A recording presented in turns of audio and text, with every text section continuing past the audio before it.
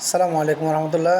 যারা আমাকে প্রশ্ন করছেন সংযুক্ত আরব আমিরাত থেকে দেশে যাওয়ার আগে পাসপোর্টের মেয়াদ কতদিন থাকতে হবে এবং দেশ থেকে যদি সংযুক্ত আরব আমিরাতে প্রবেশ করতে হয় তাহলে পাসপোর্টের মেয়াদ কতদিন থাকবে, আর সাথে সাথে পাসপোর্ট কি সংযুক্ত আরব আমিরাত থাকা অবস্থায় রেনু করলে ভালো হবে নাকি দেশে গিয়ে রেনু করলে ভালো হবে, অবশ্যই ভিডিওটি সম্পূর্ণ দেখবেন। নতুন হলে পেজটি ফলো করে দেবেন, নিয়মিত হলে ভিডিও টাইমের মধ্যে শেয়ার করে দেবেন যাতে আরেকজন ভাই দেখে উপকৃত হতে পারে। কারণ এই জিনিসটা আমার নিজের ব্যক্তিগতভাবে আমার অনেক সময় দেমাকের মধ্যে ঘুরপাক খাইতো যে এই জিনিসটা কীরকম করলে ভালো হবে। আমি আপনাদেরকে 4-5টা রিজন বলবো, এবার যদি আপনাদের ভালো লাগে আপনারা কোথায় করবেন সেটা আপনারা ডিসিশন নেবেন। প্রথমত, আপনি বাংলাদেশ থেকে যদি সংযুক্ত আরব আমিরাতে যদি প্রবেশ করতে হয় তাহলে আপনার পাসপোর্টের মেয়াদ কমপক্ষে 6 মাস থাকতে হবে। 6 মাস না থাকলে কিন্তু প্রবেশ করতে পারবেন না। আর সেকেন্ড হচ্ছে কি, আপনি বাংলাদেশে যদি সংযুক্ত আরব আমিরাত থেকে যদি যান, আপনার পাসপোর্টের মেয়াদ যদি নাও থাকে আপনি দেশে যেতে পারবেন, পাসপোর্ট যদি সাথে থাকে হবে।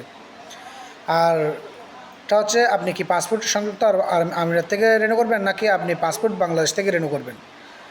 সবচেয়ে বেস্ট হয়, ভালো হয় আমার মতে সংযুক্ত আরব আমিরাতে আপনি থাকা অবস্থায় আপনি পাসপোর্টটা রেনু করে নেবেন। কারণ এখান থেকে রেনু করলে আপনার হয়রানিটা কম হবে। আপনি বাংলাদেশ থেকে যদি রেনু করেন তাহলে আপনার পাসপোর্ট রেনু করতে আসতে যাইতে যে সমস্যাটার সম্মুখীন হবেন সেটা হয়তো আপনি অ্যাডজাস্ট করে নিতে পারবেন না, কারণ আপনি প্রবাসে থাকেন। তো আমি সবচেয়ে বেটার অপশন বলবো আপনারা ইমারতে থাকা অবস্থায় পাসপোর্ট রেনু করে নেবেন। সেটা বলার অনেক কারণ আছে, তার মধ্যে কয়েকটি কারণ হচ্ছে আপনি যখন এখানে পাসপোর্ট রেনু করবেন আপনার কাছে যে যাবতীয় তথ্যগুলো চাইবে ওনারা, আপনি সেটা দিয়ে আসবেন এবং আপনার পাসপোর্টটা দিয়ে আসবেন। আপনার খরচার যে একটা অ্যামাউন্ট আছে সেটা আপনি দিয়ে আসবেন। দিয়ে আসলে এখানে আর আপনার কোনো ঝামেলা নাই। নির্দিষ্ট ওনারা আপনাকে 15 দিন বলেন, 1 মাস বলেন, 1.5 মাস বলেন, যতদিন আপনাকে টাইম দিবে সেই টাইমের মধ্যে কিন্তু আপনি পাসপোর্টটা পেয়ে যাবেন। অথবা আপনি যদি কোরিয়ান সার্ভিস দিয়ে দেন তাহলে আপনি যেখানে থাকবেন সেখানে ওনারা আপনাকে সেটা এসে ডেলিভারি দিয়ে যাবে, অর্থাৎ আপনার কোনো টেনশন বা আপনার কোনো ঝামেলা নাই।